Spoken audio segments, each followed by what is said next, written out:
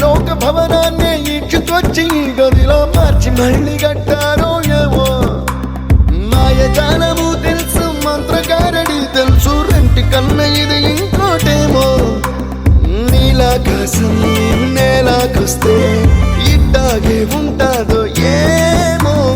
ఈ సంతోషం దాచాలంటే హృదయాలు ఓ వంద కావాలేమో ఇంతందంగా ఉంటుందా ఈ లోకం